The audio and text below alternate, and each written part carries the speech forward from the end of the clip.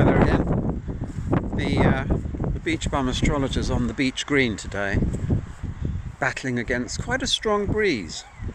But tomorrow's going to be quite hot apparently. Anyway, I thought I'd just post a little video message, as I do, Matters Astrological. Before I became an astrologer, I was a journalist and an editor. Well, I still am an editor actually. But I specialised in showbiz journalism, and I was thinking about the great late Hollywood queen Lauren Bacall, because she played her small unwitting part in my development as an astrologer many years back, long beyond memory really. Hard to know whether I'm hallucinating sometimes, but I definitely did interview Lauren Bacall. I interviewed her for a magazine called Woman's Journal, which sadly is no longer with us, but in its day was a rather grand, glossy magazine. And I was dispatched to a London hotel to interview the Hollywood queen herself, Lauren Bacall, star of The Big Sleep, and many other great movies besides. She was actually a brilliant comedy actress, in my opinion. I was told that I would have half an hour with her, which suited me fine, because that meant that I had less to transcribe. In those days you transcribed tapes. Such a humble hacker I was. She was of course 10 minutes late, so I had 20 minutes with Lauren Bacall. Now the whole point of this anecdote is not to name drop, although I'm a terrible name dropper, but to say something about her sharpness, because I'd been quite thinking I was clever. I'd bought a Russell Grant astrology kit. In those days I didn't know much about astrology. In fact, I didn't know much at all. But Russell Grant had constructed this wonderful kit that you can make out to be an astrologer. You had like a horoscope chart, and you could sort of scribble the glyphs, the symbols upon the chart, and then wipe them out. But I didn't realise that it was structured only for British subjects. I think I'm right in saying that.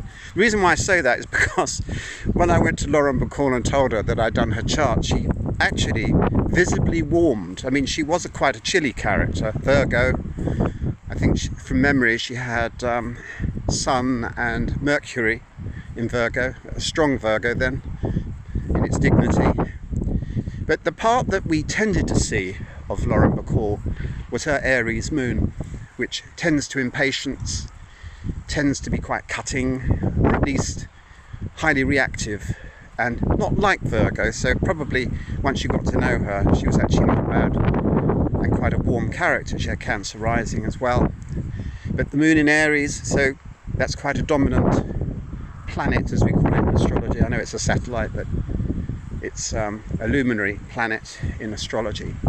Anyway, I started my analysis of her, and suddenly her face collapsed, because a few of the planets weren't in the signs that she knew to be the case. In other words, she knew her horoscope inside out. I did say she had Mercury in Virgo. And although I got some of it right, if you like my analysis of Virgo, I think I got her moon wrong.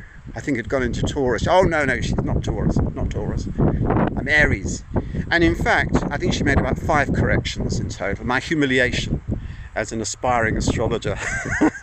But what a great story. I can say, well, Lauren Bacall was perhaps my first wake-up call, so to speak, that in astrology, you take no prisoners. You've got to be accurate, and you've got to get it right. Ask Frank Clifford. He's got moon in Virgo, and people like him always get it right. So you've got to. My moon's in Pisces, you see, so it's not so easy. I've got to think consciously to get the detail right. Otherwise, I can get a bit nebulous, a little bit vague. Anyway, so the interview came to an end. It was a successful interview because I got my story in an unintentional way. She knew her horoscope backwards. She was also quite rude about some actors, especially when I likened Humphrey Bogart to a certain 80s Hollywood actor, and she just blew up at that one. She obviously didn't think much of a lot of the then Hollywood creme de la creme.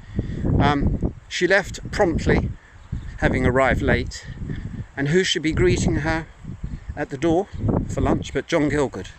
And my last sight of the great actress was her back part walking off arm in arm with John Gielgud. Isn't that a great story? Anyway, thank you for listening. No big aspects today, just a recollection. I'm going to carry on walking now before a very, very late supper.